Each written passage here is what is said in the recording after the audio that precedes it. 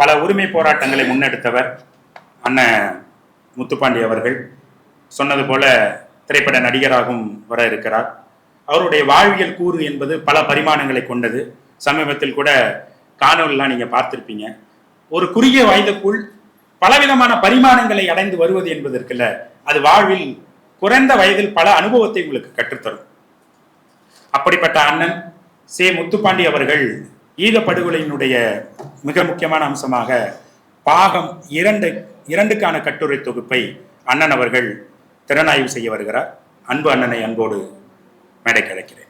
தேசிய இன விடுதலை களத்தில் தன்னுயிர் இந்த மாவீரர்களுக்கு வீர வணக்கத்தை செலுத்தி எழுதுறல் நடத்தி கொண்டிருக்கிற நூல்களினுடைய திறனாய்வு கூட்டத்திற்கு வருகிறந்துள்ள உங்கள் அனைவரையும் அன்போடு வணங்கி வரவேற்கிறேன். குறிப்பாக அந்த 4 நூல்கள் குறித்து திறனாய்வு செய்ய வேண்டும் என்ற நிகழ்வை நடத்தி கொண்டிருக்கிற திரைப்பட இயக்குனர் அன்பு தம்பி தமிழ் சிலம்பரசன் அவர்களுக்கு ஒரு மாபெரும் வாழ்த்துக்களை சொல்ல கடமைப்பட்டிருக்கிறேன். ஏன்னா நூலை படித்தோமா, இன்னைக்கு நூல் படிக்கிறதே ரொம்ப குறைவாயிடுச்சு, யாரும் புத்தகங்களை வாசிக்கிறதே மிக மிக குறைவாயிடுச்சு. அப்படி ஒரு காலகட்டத்தில் நூல் குறித்து படிக்கவே இல்லைன்னா அப்புறம் எப்படி திறனாய்வு குறித்து நம்ம பேசுறது அப்படின்றது ஒன்று இருக்கு. இப்போ திறனாய்வு செய்வதை கேட்கறதுன்னு ஒன்று இருக்கு, அது அதை விட பெரும் நிகழ்வு.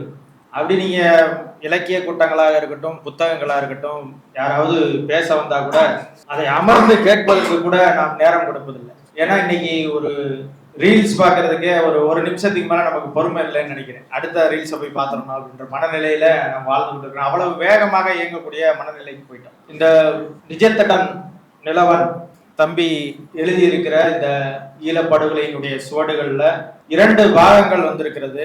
அதுல முதல் பாகம் சுவிட்சர்லாந்துல தம்பி வெளியிட்டாங்க. அது கிட்டத்தட்ட பாத்தீங்கன்னா 504 பக்கங்கள் இருக்கும் அந்த முதல் பாகம். அந்த 504 பாகங்களை பார்த்து இது முடிச்சு இது இவ்வளவு நடந்திருக்குதா அப்படின்னு யோசிக்கிறதுக்குள்ளக்க அடுத்த பாகத்தை கொண்டு வந்தார். சரி, அது 504 இருந்துச்சு, இது அதோட நம்ம கொஞ்சம் குறைச்சி வரும்னு பார்த்தோம். 1128 பக்கங்களோட 2வது பாகத்தை கொடுத்தாரு, ஈழப்படுகொலையினுடைய சுவடுகள். என்ன காரணம் அப்படின்னு பாத்தீங்கன்னா, இது ஒரு இனத்தினுடைய வழி அப்படின்றத விட ஒரு விடுதலை கனவு. அந்த கனவுல நடந்த அந்த கொடூர சம்பவங்களை தொகுதி வாரியாக பகுதி வாரியாக ஆவணங்களின் மூலமாக நிறுவுவது இருக்குல்ல, அது ரொம்ப ரொம்ப முக்கியம்.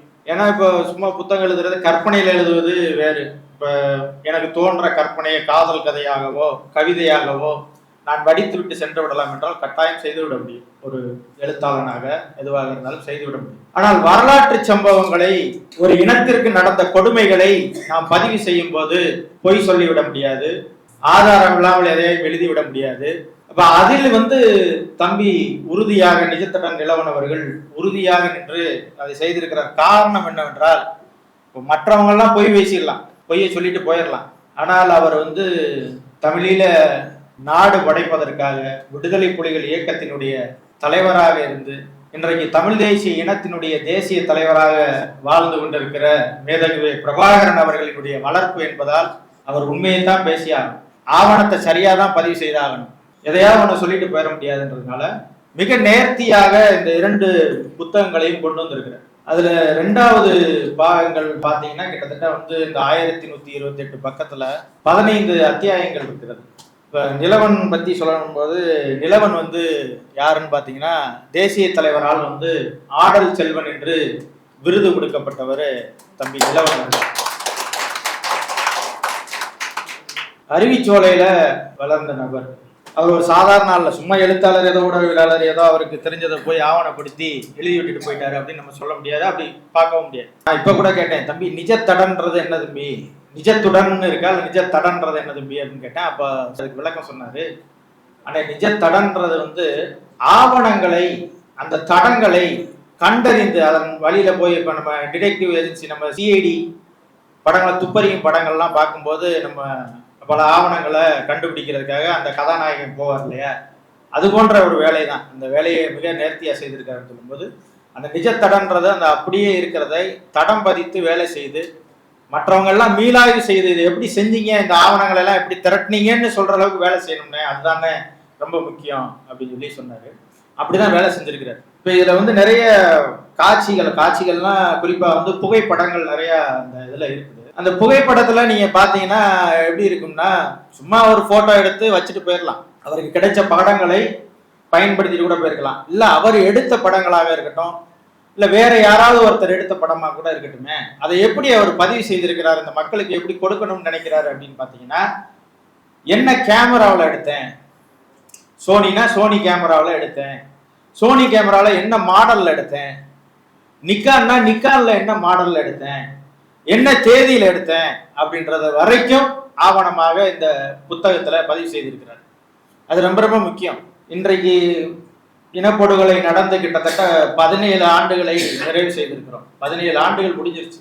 ஒரு நல்ல வயது பிறந்த குழந்தை வளர்ந்து வந்துருந்துச்சுன்னா ஒரு 15 வயதிலே அதுக்கு ஓரளவுக்கு விவரம் தெரிஞ்சிருக்கும்னு வச்சுக்கோங்க. அப்ப 2009க்கு பிறகு பிறந்த எந்த குழந்தைக்குமே அந்த நேரத்துல என்ன மாதிரியான வழியில மனிதர்கள் துடித்திருப்பார்கள், உண்மையிலே அந்த சம்பவம் நடந்து கொண்டு இருக்கும் போது இங்கே எப்படி இருந்துச்சு, தமிழ்நாடு எப்படி இருந்துச்சுன்னு அவங்களால தெரிந்து கொள்ள முடியாது.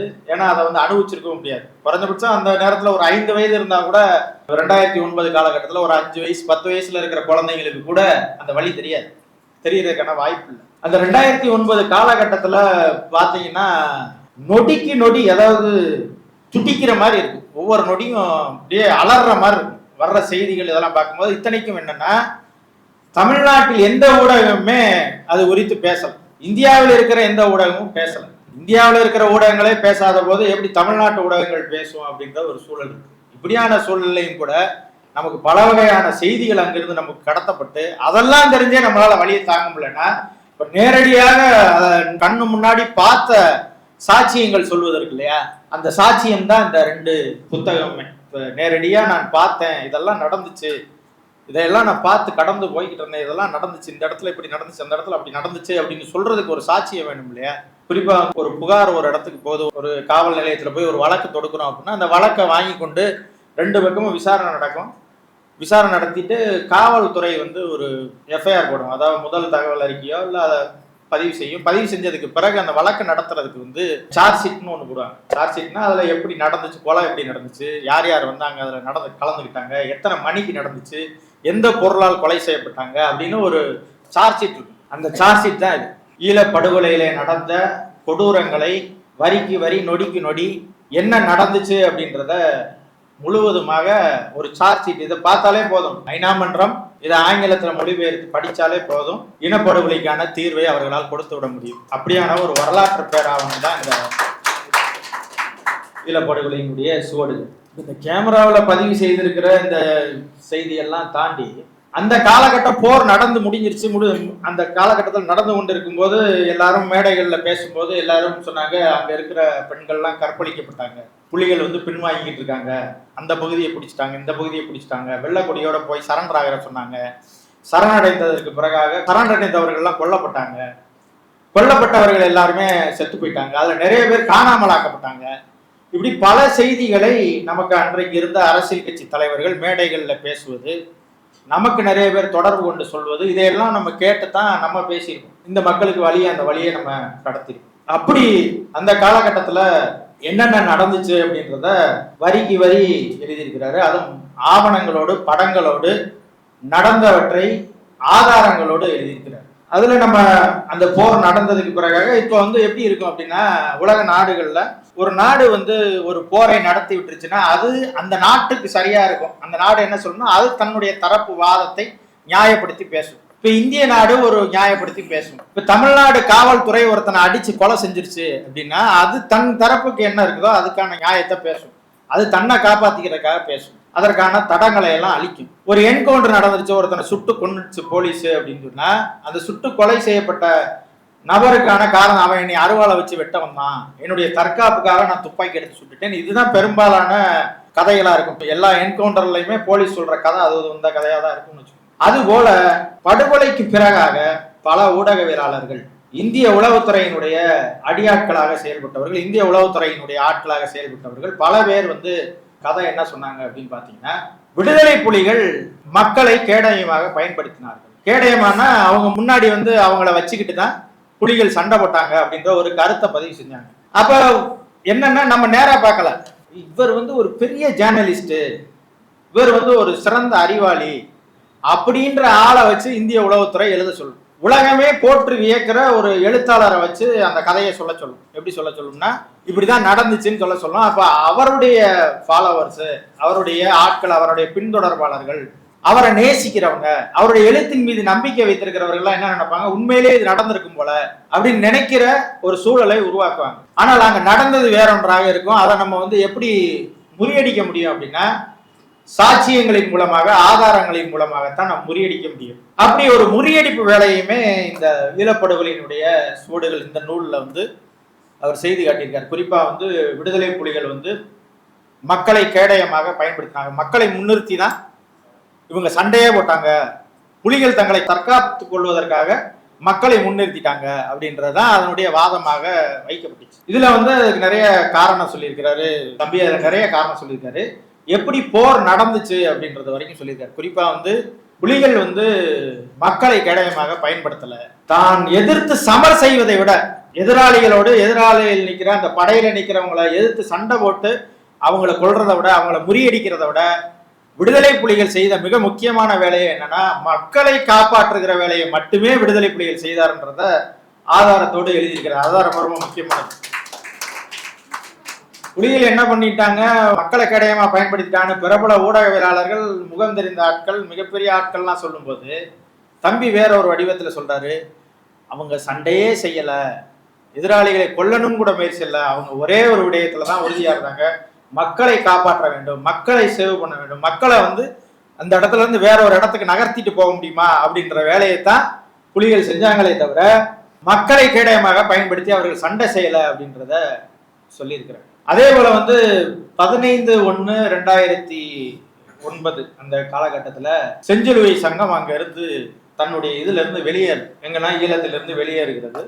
அப்ப அவங்க சொல்றாங்க, 7ஆம் தேதி, இன்னைக்கு 7/1/2009 அந்த காலகட்டத்தோட நாங்க வெளியேறிட்டோம், அந்த மக்களுக்கான உணவு தேவையோ மருந்து தேவையோ எங்களால செய்ய முடியல அப்படின்னு செஞ்சிலுவை சங்கம் பதிவு செய்ததா ஆதாரத்தோட அவங்க அறிக்கை விட்டாங்க. 15ஆம் தேதி 15/1/2009 ஒரு அறிக்கை விட்டாங்க செஞ்சிலுவை சங்கம். அப்ப செஞ்சிலுவை சங்கம் சொல்லுது, 7ஆம் தேதி 1வது மாசத்தோட நாங்க நிறுத்திட்டு வெளியேறிட்டோம் அப்படின்னு அவங்க அறிக்கை கொடுக்குறாங்க. தம்பி பதிவு செய்யறாங்க. எப்படி பதிவு செய்யறாங்கன்னா, கிட்டத்தட்ட 2006 2009 காலகட்டம் வரை கிட்டத்தட்ட 5 லட்சம் மக்கள் அங்கிருந்து வெளியேற்றப்பட்டார்கள், கட்டாயமாக வெளியேற்றப்பட்டாங்க. அங்கிருந்து மக்களை வெளியேற்றுற வேலையை ராணுவம் செய்தது அப்படின்ற இதை பதிவு செய்யறாங்க. அதாவது 6 வரைக்கும் கிட்டத்தட்ட 3 ஆண்டுகளாக. சரி, அவங்க வெளியேறி என்ன செஞ்சாங்க? இப்ப இருக்கு, நான் இருக்கிறேன், ஒரு இடத்துல வீடு இருக்குது, எனக்கு ஒரு நிலம் இருக்குது, விவசாயம் செய்யற நிலமோ இல்ல இருக்கிற வீடு, ஒரு குடிசை வீடோ ஏதோ ஒன்று இருக்குது. ஆனா அந்த இடத்தை விட்டு என்னை வெளியேற்றிட்டா அந்த 5 லட்சம் பேர் எங்க போயிருப்பான்? தெரு ஓரத்துல இருந்தாங்க மக்கள், சாப்பிடுவதற்கு வழி இல்லாம இருந்தாங்க. நிறைய பேர் சாப்பிடுவதற்கு போவதற்கு அதுல அலைய வச்சே நிறைய பேரை சாவடிச்சிச்சு இந்த அரசு அப்படின்றதெல்லாம் பதிவு செய்யறாங்க. அது குறிப்பாக வந்து 15/1/2009 பிறகாக நடந்த ஒவ்வொரு விடயத்தையுமே தேதி வாரியாக, நடந்த சம்பவங்களின் வாரியாக, எத்தனை பேர் பாதிக்கப்பட்டாங்க, எவ்வளவு பேர் அடிபட்டு மருத்துவமனைக்கு போனாங்க, அவங்களோட பேரோட பட்டியலோட எத்தனாம் தேதி எத்தனை பேர் எந்த வாகனத்துல எந்த மருத்துவமனைக்கு கொண்டு செல்லப்பட்டாங்கன்னு பேர் முதற்கொண்டு இந்த புத்தகத்துல பதிவு செய்திருக்கு. 1வது மாசத்துல இருந்து கடைசி போர் முடிகிற வரை, அந்த மே 17, 18 போர் முற்று பெற்றுச்சு அப்படின்னு அவங்க அறிவிக்கிற அந்த நாள் வரைக்கும் எவ்வளவு பேர் காயம் பெற்றாங்க, எவ்வளவு பேர் எந்த மருத்துவமனைக்கு போனாங்க, எவ்வளவு பேர் போனாங்க, எத்தனை நபர் போனாங்க, அவங்களோட பேர் என்ன அப்படின்றது வரைக்கும் இந்த புத்தகத்துல பதிவு செய்திருக்கிறார். அப்ப அதுக்கு எவ்வளவு வேலை செஞ்சிருக்கணும்னு பாருங்க. இப்ப சும்மா நம்ம உட்காந்துக்கிட்டு ஒரு 2 வரியில ஒரு விடயத்தை எழுதி விட்டுட்டு போயிடலாம். இந்த 1128 பக்கத்தை நான் வந்து ஒரு வேலையா எடுத்துக்கிட்டு அதற்கான ஆதாரங்களை தேடி அதற்கான தொடர்புகளை ஏற்படுத்தி கொண்டு அதையெல்லாம் வெரிஃபிகேஷன் பண்ணணும். வெரிஃபிகேஷன்னா ஒன்றோடு ஒன்றா அந்த ஆதாரங்கள் எல்லாம் சரியா இருக்கா, சரியா இல்லையா, நம்ம ஏதாவது தவறா எதையும் சொல்லிடக்கூடாது, பொய் சொல்லிடக்கூடாது அப்படின்றதெல்லாம் நிறைய இருக்கு. நிறைய கிராஸ் செக் பண்ண வேண்டியது இருக்கு. அதெல்லாம் செஞ்சு ஒரு புத்தகத்தை கொண்டு வருவது என்பது மிக மிக போற்றுதலுக்குரியது. அதுவும் நான் சொல்வது போல இது ஒரு பெரிய வேலை. அதை வந்து செய்து முடிப்பது என்பது பெரிய வேலை.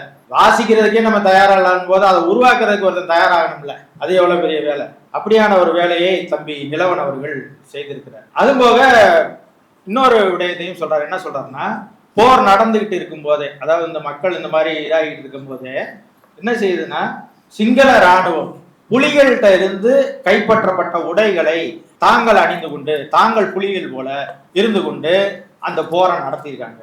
அப்படி நடத்தியிருக்காங்கன்றத ஆதாரத்தோடு பதிவு செய்யறாரு. எப்படி பதிவு செய்யறாரு அப்படின்னு பாத்தீங்கன்னா, அது புகைப்படங்களோட பதிவு செய்யறாரு. எப்படின்னா, புலிகள் உடையோடு இருக்கிற அந்த படங்கள் இருக்குது. அதே நபர் அமெரிக்க இராணுவத்திட்ட பயிற்சி பெற்றதுக்கான படத்தையும் பதிவு செய்யறாரு. அப்ப என்ன நமக்கு தோணுது அப்படின்னா, ஒரு இங்கிலீஷ் படத்துல வர்ற மாதிரி நமக்கு தெரியுது. எப்படின்னா, போவான் ஒருத்தன், நம்ம சொல்லுவோம்ல இந்த துரந்தர் படக்கும் போது நமக்கு உளவாளி அங்க இருப்பான் அப்படின்னு போய் உள்ள போய் நம்ம ஆளுகள் எல்லாம் இது பண்ணுவான்ற மாதிரி அவங்க எவ்வளவு நுட்பமாக, ஏன்னா இது நாளைக்கு சர்வதேச விசாரணைக்கு போகும். சர்வதேச விசாரணைக்கு போனா அன்னைக்கு நடக்கிற போர் குற்றம் இதெல்லாம் வந்து அங்க காரணமா அங்க சொல்ல முடியும். ஏன்னா புலிகள் தான் வந்து அன்னைக்கு நின்று இந்த மாதிரி வந்து மக்களை கேடயமா பயன்படுத்தினாங்கன்னு அதுக்கு சாட்சி சொல்லும் போது எப்படின்னா, மக்களை முன்னிறுத்தி சண்டை போடுற மாதிரியான காட்சிகள்லாம் அவனே உருவாக்கியிருப்பான். யாருன்னா சிங்கள ராணுவம் அதையெல்லாம் உருவாக்கி உருவாக்கி இருக்கிற அந்த வேலையை வந்து எப்படி அவங்க செஞ்சாங்க, அதை எப்படி நம்ம ஆதாரத்தோடு நிறுவுறதுன்னு ஒண்ணு இருக்குல்ல, அதற்கான ஒரு வேலையும் மிக அதுக்கு அது ஒரு பெரிய வேலை. அந்த வேலையை வந்து அதற்கான தொடர்புகளை எல்லாம் எடுத்து அந்த புகைப்படத்தை கண்டுபிடிச்சு அப்புறம் அவன் பயிற்சி பெறுற புகைப்படத்தை கண்டுபிடிக்கிறது, இதெல்லாம் செஞ்சு அதை மக்கள்கிட்ட வந்து நம்ம என்ன நடந்துச்சுன்றத நிரூபிக்க வேண்டிய தேவை இருக்குது அப்படின்னு ஒரு பெரிய வேலையை தம்பி நிஜந்தன் வந்து இந்த வேலையை இளவன் அவர்கள் செய்திருக்கிறார். இது போல பல வேலைகள் அதுல நடந்திருக்கு. அந்த அத்தியாயங்கள்ல நம்ம படிக்கும்போது ஒவ்வொன்றையும் படிச்சுக்கிட்டே போகும்போது நமக்கு எப்படா இதெல்லாம் நடந்துச்சு, இதை போய் நடந்ததை எப்படி திரும்ப, ஏன்னா அதாவது வந்து 2009 காலகட்டத்துல ஒரு 10க்குள்ளக்க அவர் செய்தியை கொண்டு வந்திருந்தாரு அப்படின்னா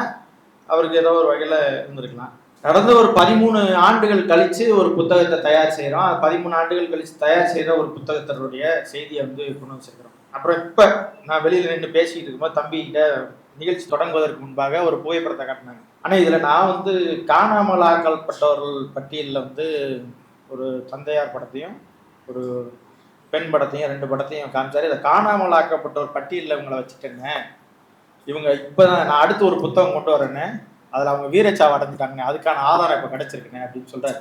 அப்ப விடல, அவர் இன்னும் விட மாட்டார்னு நினைக்கிறேன். அவர் தன்னுடைய ஆயுள் இருக்கும் வரை, இந்த இனப்படுகொலைக்கான தீர்வு கிடைக்கும் வரை வேலை செய்து கொண்டே இருப்பாரு. அதற்கு நம்ம வந்து தம்பிக்கு உறுதியா துணை நிற்கணும். இப்படி ஒரு வரலாற்று பெட்டகத்தை கொடுக்கிறவருக்கு நம்ம பாதுகாப்பா இருக்க வேண்டியது, அவர் பாதுகாப்பா இருக்க வேண்டிய வேலை நிறைய இருக்குது. அதுபோக இந்த புத்தகம் வந்து தமிழ்ல மட்டும் வந்திருக்கு. இப்ப தம்பி சிலம்பரசன் அவர்கள் சொல்லும் போது இதுக்கு முன்னாடி உள்ள அந்த சிறுகதைகள் புத்தகத்தை வந்து வேற மொழியில மொழிபெயர்க்கணும்னு சொல்லி சொன்னாங்க.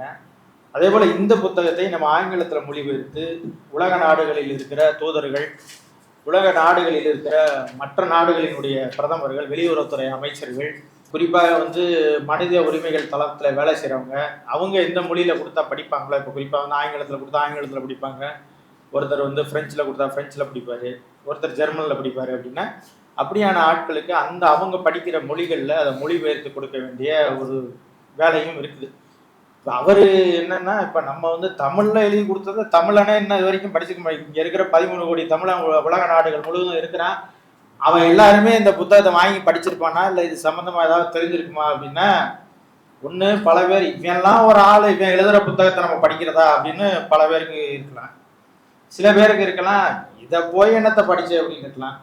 இன்றைக்கு பிறந்திருக்க குழந்தைகளுக்கு அது குறித்து எந்த புரிதலும் இருக்க வாய்ப்பு இல்லை. அது குறிப்பாக அதை நாம் இன்றைக்கு இருக்க பெரியோர்கள், அந்த ஒரு நடுநிலை வயதில் உள்ளவங்க, இதை கட்டாயம் அந்த குழந்தைகளுக்கு நம்ம என்ன சொல்லித்தரமோ இல்லையோ இப்படி ஒன்று நடந்திருக்கிறான்னு சொல்லித்தர வேண்டிய தேவை இருக்கு. இப்போ குறிப்பா வந்து இஸ்ரேல் ஈரான் போர் நடந்துகிட்டு இருக்கு. நம்ம பார்க்கிறோம், இஸ்ரேல் தனக்கான ஒரு நாடை பிடிப்பதற்காக எத்தனை ஆண்டுகள் எத்தனை நூற்றாண்டுகள் காத்திருந்து தனக்கான ஒரு நிலத்தை உருவாக்கி தனக்கான ஒரு நாடை படைத்தாங்க. அப்ப தமிழன் வாழாத நாடில்லை, தமிழனுக்கு என்று ஒரு நாடு இல்லை. அதற்கான வாய்ப்பு ஒரே ஒரு இடத்துலதான் இருந்துச்சு. அது எங்க இருந்துச்சுன்னா ஈழத்துலதான் இருந்துச்சு.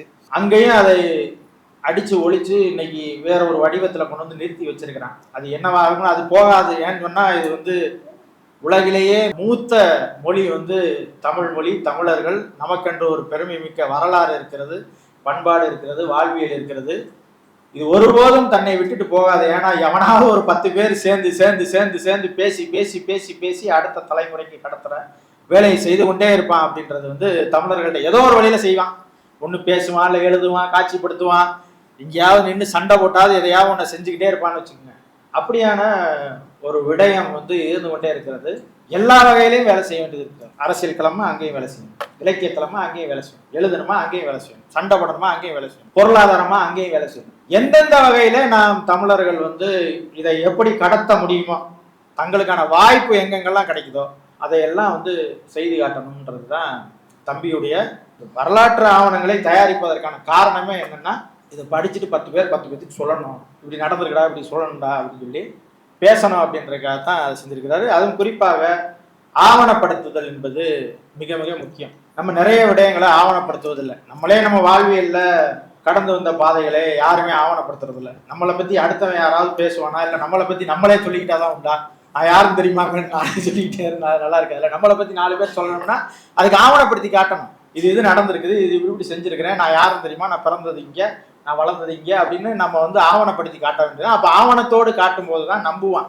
வெறுமனே நான் அண்ணன் கலைஞர் அவர்களை பத்தி பெருமையா பேசுறதும், ஆமா மரத்தமிழ் வேந்தன் எங்க 2 பேர்த்தையும் பெருமையா பேசுறதும் இல்ல. அதை ஆவணப்படுத்தணும். ஆவணப்படுத்தி அடுத்த தலைமுறைக்கு கடத்த வேண்டிய தேவை ஒவ்வொருவருக்கும் இருக்குது. எனக்கு மட்டும் இல்ல, தம்பி நிலவனுக்கு மட்டும் இல்ல, தம்பி சிலம்பரசனுக்கு மட்டும் இல்ல, அண்ணன் கலைஞர் அவர்களுக்கு மட்டும் இல்ல, மாமா மரத்தமிழ் வேந்தன் மட்டும் இல்ல, எல்லோருக்குமே அந்த கடமையும் பொறுப்பும் இருக்கு. ஏதோ ஒரு வகையில நம்ம கடத்த வேண்டியது இருக்கு. அப்படியான ஒரு வேலையை அவர் செய்து கொண்டே இருக்கிறார். அந்த செய்து கொண்டு இருக்கிற வேலையில நம்ம இதை என்ன மாதிரி கடத்த முடியுமோ அந்த வேலையை நம்ம தொடர்ச்சியா செய்யணும். இந்த நூல், அதான் இந்த 2 புத்தகத்தை படிச்சு முடிக்கிறதுக்கே ஒரு நிலைப்படுத்தி படிச்சு, அதுவும் தம்பி இந்த புத்தகம் வந்துருச்சு. புத்தகம் தம்பி நிலவன் வெளியிட்டப்பே எனக்கு கொண்டு சேர்த்துட்டாரு. என்கிட்டையும் கொடுத்தாரு, கலைஞர் என்கிட்டையும் கொடுத்தாரு. இதுல பெரிய விட என்னன்னா, தம்பி எங்களுக்கு கொடுத்து தமிழ் சிலம்பரசன் சொன்னது வேற 4 நாளுக்கு முன்னாடி, 4-5 நாளைக்கு முன்னாடி தான். அதனால நாங்கள் ஞாயிற்றுக்கிழமை ஒரு திறனாய்வு கூட்டம் வைக்கிறோம், அதில் பேசிட்டு போயிருங்க. அரசியல் மேடையா இருந்தா நம்ம ஏதாவது பேசி விட்டு போயிடலாம், இல்ல இன்னைக்கு இருக்கிற பிரச்சனை குறித்து ஏதாவது பேச வேண்டியது இருந்தா கூட பேசிடலாம், இன்னைக்கு நடந்துகிட்டு இருக்கிறத பத்தி பேசுறதுனா கூட பேசிடலாம். ஆனா இந்த மாதிரியான விடயங்களை பேசும்போது நம்ம என்னத்தையா அவனை அடிச்சு விட்டு போயிட முடியாது, என்னையா ஏதாவது வாயில வந்தது ஏதாவது சொல்லி விட்டுட்டு போயிட முடியாது. அதை படிச்சுட்டு தான் பேசணும். நிறைய பேர் பாத்தீங்கன்னா புத்தக வெளியீட்டு விழாக்கு புத்தகத்தெல்லாம் வாசிக்கிறதுலாம் இல்லை, சும்மா அவங்களுக்கு தெரிஞ்சது எதையாவது மானே தேனே பொன்மானே அவர்களே இவர்களே அவரை பத்தி 2 பெருமையா வார்த்தை, இவரை பத்தி 2 பெருமையா வார்த்தை பேசி விட்டுட்டு நம்ம பாட்டுக்கு போயிடுவோம். அப்படிதான் இன்னைக்கு புத்தக வெளியீட்டு விழாவும் திறனாய்வு கூட்டமும் அப்படிதான் நடந்துட்டு இருக்கு. நானோ கலைஞனோ மரத்தமிழ் வேந்தனோ தம்பி சிலம்பரசனோ குறைந்தபட்சம் புத்தகத்தை வாசிச்சுட்டு அதுல இருக்க 2 செய்தியாவது சொல்லணும்னு நினைக்கிற நபர்கள். அப்ப 4 நாளைக்குள்ள படிச்சு முடியுங்கண்ணே, படிச்சுட்டு சொல்லுங்க. ஏன்னா உண்மையிலே முடியாது, 4 நாளைக்குள்ள படிச்சு முடிக்க முடியாது. அதுல மிக முக்கியமான செய்திகளை மட்டும் எனக்கு தெரிஞ்ச, மற்ற செய்திகள்லாம் நம்ம மற்றவங்க பேசுனதை நம்ம கேட்டிருக்கோம். ஆனா இந்த புத்தகத்துல இருக்கிற இந்த வரலாற்று ஆவணங்கள்லாம் இன்னும் நிறைய இதுக்கு இடையில புதைந்து கிடக்கிறது. அதை நம்ம ஒவ்வொன்றாக பார்க்கணும். பார்த்து நான் தம்பிகிட்ட சொன்னேன், தம்பி எல்லாம் படிச்சு முடிச்சுட்டு இங்கே எப்படி தம்பி இவ்வளவு பேசினா 3 மாசம் ஆகும் தம்பி அப்படின்னு பேசி முடிச்சதுக்கு. அப்போ தம்பி சொன்னாப்புல, அண்ணே உட்காந்து சேனல்ல பேசுங்கண்ணே, உட்காந்து யூடியூப்ல பேசி விடுங்கண்ணே அப்படின்னாப்புல. தம்பி நம்ம இதில் யூடியூப்ல போடுறதுல என்ன பிரச்சனை வருது அப்படின்னா, இனப்படுகொலைன்னு பேசக்கூடாது, தமிழ் ஈழம்னு பேசக்கூடாது, தலைவர் பிரபாகரன்னு பேசக்கூடாது, இதெல்லாம் போட்டால் உடனே யூடியூப்ல ஸ்ட்ரைக்கு கொடுப்பான். இப்படி பல பிரச்சனை இருக்குது. அப்போ அதை சொன்னேன். அப்போ நம்ம ஏதோ ஒரு வகையில் செஞ்சு தானே ஆகணும், செஞ்சுக்கிட்டே தானே இருக்கணும், அதை கொண்டு போய் சேர்த்துக்கிட்டு தான் இருக்கணும். அதற்கான வேலையை நம்ம தொடர்ச்சியாக செய்யணும்னு நான் கேட்டுக்கிறேன். தம்பி நிலவனுக்கு என்னுடைய அவரை பாராட்டுறதோ அவருக்கு வாழ்த்து சொல்வதோ அதெல்லாம் தகாது. தலைவர் அவர்கிட்ட கொடுத்துட்டு போன பொறுப்பை செவ்வனே செய்துக்கிட்டு இருக்காரு அப்படிதான் நான் நினைக்கிறேன். ஏன்னா அவருடைய நமக்கெல்லாம் அந்த பாக்கியம் கிடைக்கல, தலைவரை சந்திப்பதற்கோ தலைவரின் வார்த்தைகளை கேட்பதற்கோ தலைவர் எப்படி நடந்துக்கிறாருன்னு நமக்கு தெரியாது. தம்பிக்கு அந்த வாய்ப்பு கிடைச்சிருக்குது. கிடைத்த வாய்ப்பை நிறைய பேருக்கு கிடைச்சிருக்கு, இவங்களுக்குல இது மாதிரி நிறைய பேருக்கு கிடைச்சிருக்குது. கிடைச்ச வாய்ப்பை எல்லாரும் சரியா பயன்படுத்திருக்காங்க, சரியா கொண்டு போயிட்டு இருக்காங்களா அப்படின்னா அது கேள்விக்குறியா தான் இருக்குது. தம்பி அதை செவனே செஞ்சுக்கிட்டு இருக்காருன்னு நான் நம்புறேன். அவர் தொடர்ச்சியா கடைசி வரைக்கும் அதை செய்யணும்னு நான் தம்பிக்கு வாழ்த்துறேன். அதே போல இந்த ஈழப்படுகளின் சுவடுகள் புத்தகம் உங்க வீட்டுல பைபிள் இருக்குதோ இல்லையோ, உங்க வீட்டுல குரான் இருக்குதோ இல்லையோ, உங்க வீட்டுல திருக்குறள் இருக்குதோ இல்லையோ, தமிழர்கள் வீட்டுல எல்லார் வீட்லயும் திருக்குறள் இருக்கணும்னு நம்ம சொல்லுவோம். கட்டாயம் இந்த ஈழப்படுகொலையினுடைய சுவடுகள் நூல் கட்டாயம் எல்லோரு வீட்லயும் இருக்கணும். நீங்க படிக்கிறீங்களோ படிக்கலையோ, என்னைக்காவது ஏதாவது ஒரு தலைமுறையை திருப்பி வாசிச்சு பாத்துறாதா, பார்த்துட்டு அதுக்கு ஏதாவது ஒரு பாதிப்பு உண்டாகிறாதா? தமிழ்நாட்டில் இருக்கிற 8 கோடி தமிழர்களுக்குமா இந்த பாதிப்பு வந்துருச்சு? ஈழப்படுகொலையினுடைய பாதிப்பு 8 கோடி தமிழர்களுக்குமா வந்துருச்சு? வரல. அதுல ஒரு குறிப்பிட்ட நபர்களுக்கு அந்த பாதிப்பு இருக்குது, இன்னைக்கு வரைக்கும் இருந்து கொண்டு இருக்கிறது. அதனால ஏதோ ஒண்ணு பேசிக்கிட்டு இருக்கேன், அந்த படுகொலைக்கு தீர்வு வேணும், அதுக்கு நியாயம் கிடைக்கணும், அது இதுன்னு பேசிக்கிட்டே இருக்கிறோம்னு வச்சுக்கோங்களேன். எல்லோருக்கும் வந்துருச்சானா இல்லை, அதை கடந்து போய் கொண்டே இருக்கிறாங்க மக்கள்.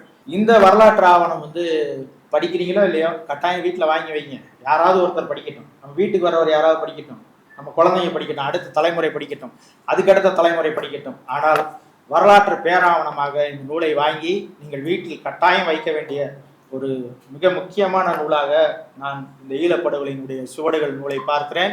இந்த நூல் கட்டாயம் வாசிக்கப்பட வேண்டும், மீளாய்வு செய்யப்பட வேண்டும், விவாதிக்கப்பட வேண்டும். குறிப்பாக ஐநா மன்றத்தில் இனப்படுகொலைக்கான தீர்வு வேண்டும் என்றால் அதற்கான வரலாற்று பேராவணமாக இதை நான் பார்க்கிறேன். இதை ஒரு நாளைக்கு ஒரு சின்ன குழந்தை கூட இதில் இருக்கிற செய்தியை சொல்லி இனப்படுகொலைக்கான தீர்வை ஐநா மன்றத்தில் பெற்றுக் கொடுக்க முடியும். அதற்கான முழு ஆதாரமும் இந்த நூலில் இருக்கிறது என்று சொல்லி இந்த நூலை எல்லோரும் வாசியுங்கள். தம்பிக்கு என்னுடைய புரட்சி வாழ்த்துக்களும் பெரும் நன்றியும் சொல்லி விடைபெறுகிறேன். அதே போல் எழுதுறல் நடத்துகிற இந்த திறனாய்வு கூட்டத்திற்கு வருகை தந்திருக்கிற உங்கள் எல்லோருக்கும் என்னுடைய அன்பும் நன்றியும், தம்பிக்கும் என்னுடைய வாழ்த்துக்கள், எழுதுறல் இயக்கத்துக்கும் என்னுடைய வாழ்த்துக்கள். இந்த திறனாய்வு கூட்டத்திற்கு வந்திருக்கிற என் மாமா அண்ணன் களஞ்சியம் அவர்கள் எல்லோருக்கும் என்னுடைய அன்பும் நன்றியும் சொல்கிறேன். தமிழ் தாய் வாழ்க, தலைவர் பிரபாகரன் வாழ்க. நன்றி, வணக்கம்.